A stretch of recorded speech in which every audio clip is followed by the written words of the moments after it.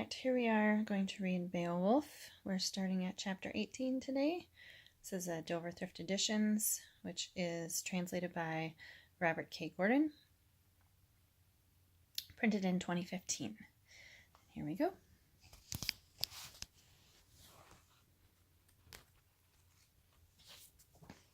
The warriors went then, bereft of friends, to visit the dwellings, to see the land of the Frisians, the homes and the stronghold. Then Hanks dwelt yet in peace with Finn for a winter, stained with the blood of the slain. He thought of his land, though he could not drive the ring-proud ship on the sea. The ocean surged with storm, rose up against the wind, winter bound the waves with fetters of ice, till another year came into the dwellings, as those still do now, who ever await an opportunity, the bright clear weather. Then winter was past, the bosom of the earth was fair, the exile proposed to depart, the guest out of the castle. He thought rather of vengeance for sorrow than of the sea journey, if he could bring the battle to pass in which he thought to take vengeance on the children of the Eotans. So he let things take their course, when Hunlafing laid in his bosom the gleaming sword, best of blades. Its edges were famed among the Eotans. Even so did deadly death by the sword come upon brave Finn in his own home. When Guthlaf and Oslaf, after their sea journey, sorrowfully lamented the grim attack, they were wroth at their manifold woes. Their restless spirit could not be ruled in their beast. Then was the hall reddened with corpses of foes, Finn slain likewise, the king mid his troop, and the queen taken.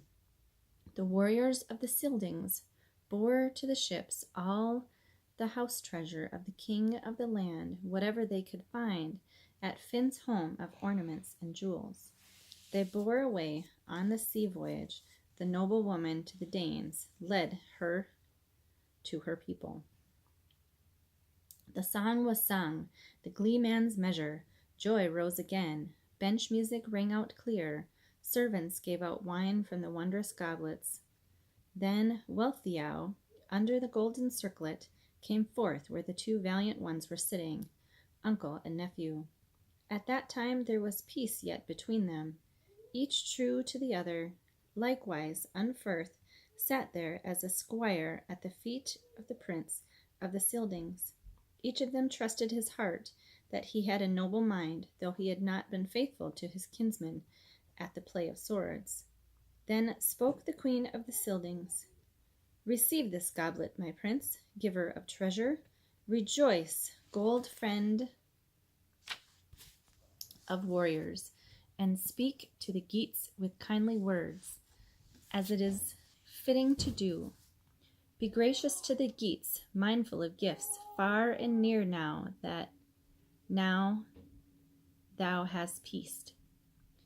They said that thou was minded to take the warrior for son.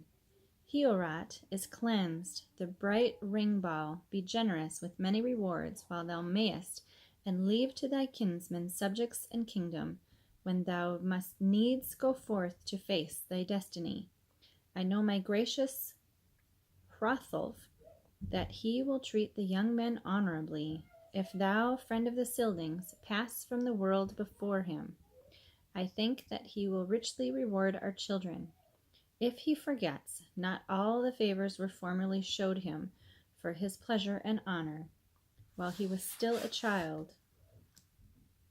She turned then towards the bench where her sons were, Hrethric and Hrothmund, and the sons of heroes, the young men together. There the valiant one, Beowulf of the Geats, sat by the two brothers. All right, chapter 19. To him was the flagon borne, and a friendly invitation offered, with words in the twisted gold vessel graciously presented. 2 bracelets, a corslet of rings, greatest of necklaces, of those which I have heard of on earth. I have not heard of a better treasure hoard of heroes under the sky since. Hama carried off to the gleaming castle the necklace of the brocings, the trinket and treasure. He fled the malicious hostility of Eor Menric. He chose everlasting gain. Higelac of the Geats, grandson of Swerting, had the ring on his last expedition, when beneath his banner he defended the treasure, guarded the booty of battle. Fate took him off when in his pride he suffered misfortune in fight against the Frisians. The mighty prince bore the ornament, the precious stones over the sea. He fell under his shield. Then the king's body passed into the power of the Franks. His breast garments and the ring also. Less noble warriors stripped the bodies of the men of the Geats after the carnage of war. Their bodies covered the battlefield. The hall rang with shouts of approval. Wealhtheow spoke. She uttered words before the troop. Enjoy this ring happily, dear young Beowulf, and use this corslet. The great treasures and prosper exceedingly. Make thyself known mightily, and be to these youths kindly in counsel. I will not forget thy reward for that. Thou hast brought it about that far and near men ever praise thee, even as far as the sea hems in the home of the winds, the headlands. Blessed be thou while thou livest, nobly born man. I will grant thee many treasures. Be thou gracious in deeds to my son, thou who art now in happiness. Here each earl is true to the other, gentle in mind, loyal to the Lord. The thanes are willing, the people are ready, noble warriors after drinking. Do as I bid. She went then to the seat.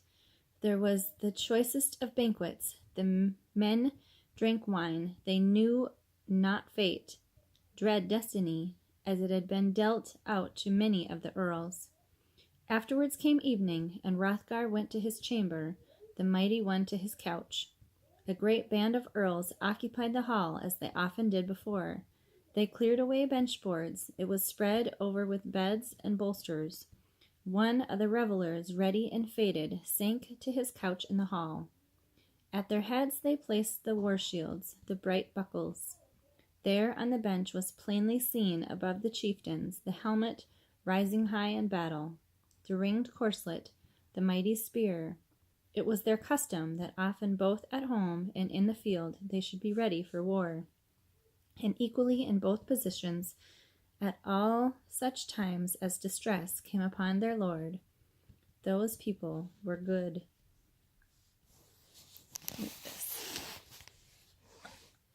All right, chapter 20. They sank then to sleep, one sorely paid for his evening rest, as had full often come to pass for them.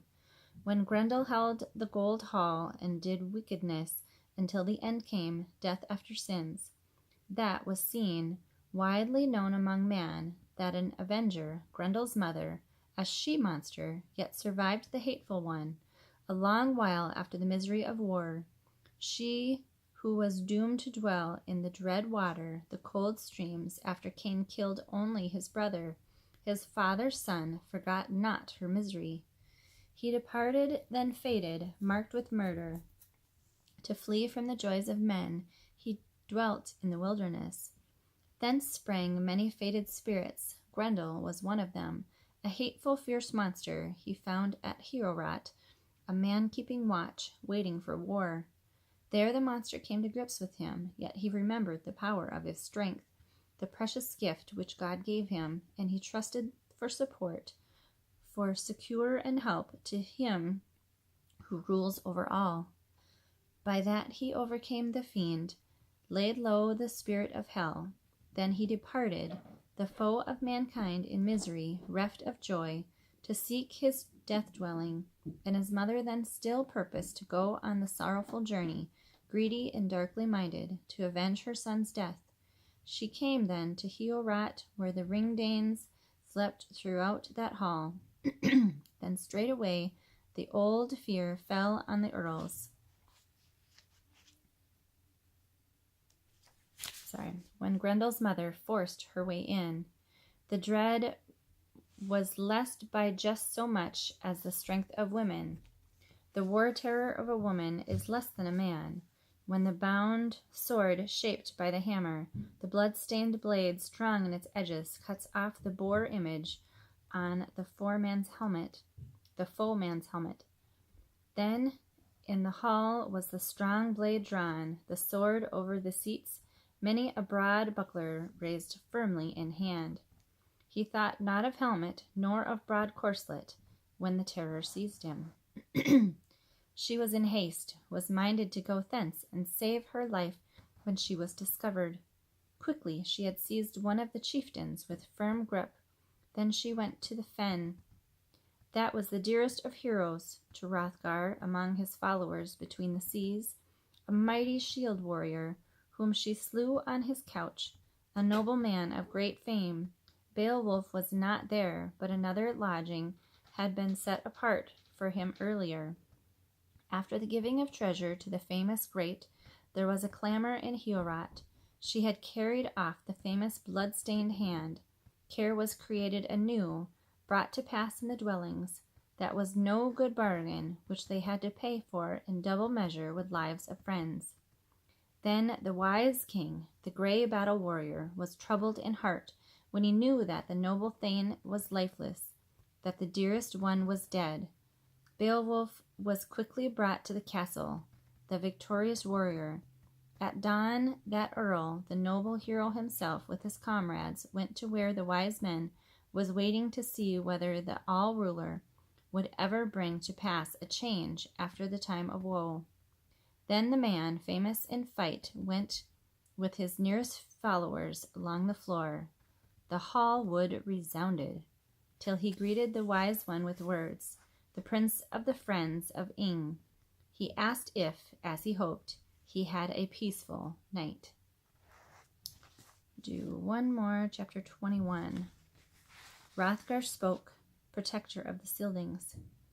Ask thou not after happiness, sorrow is made anew for the Danish people. Esher is dead. Oh boy. Jormunlaf's elder brother, my counselor and my adviser, trusted friend, in such times as we fended our heads in war, when the foot warriors crashed together and hewed the helms. Such should an earl be, a trusty chieftain as Esher was. That unjust slaughterous spirit slew him with her hands in Heorot. I know not whither the monster, made known by her feasting, journeyed back, exulting in the corpse. She avenged the fight in which last night thou didst violently kill Grendel with hard grips, because too long he lessened and slew my people. He fell in combat, guilty of murder, and now another mighty evil foe has come. She was minded to make requital for her son, and she has overmuch avenged the hostile deed, as it may seem to many a thane who grieves in mind for the giver of treasure with heavy heart sorrow. Now lies the hand which was ready for all your desires. I heard dwellers in the land, my people, counselors in hall, say that they saw two such great march-steppers, alien spirits, hold the moors. One of them was, as far as they could certainly know, the likeness of a woman. The other wretched creature trod the paths of exile in man's shape, except that he was greater than any other man. Him in days past the dwellers in the land named Grendel. His father they know not, nor whether there were born to him earlier any dark spirits. They possess unknown land, wolf cliffs, windy crags, a dangerous fen path, where the fountain streams fall down under the darkness of the rocks, a flood under the earth. That is not a mile hence, where the mere stands. Over it hang rime-covered groves. The wood firm-rooted overshadows the water. There each night a baleful wonder may be seen, a fire on the flood.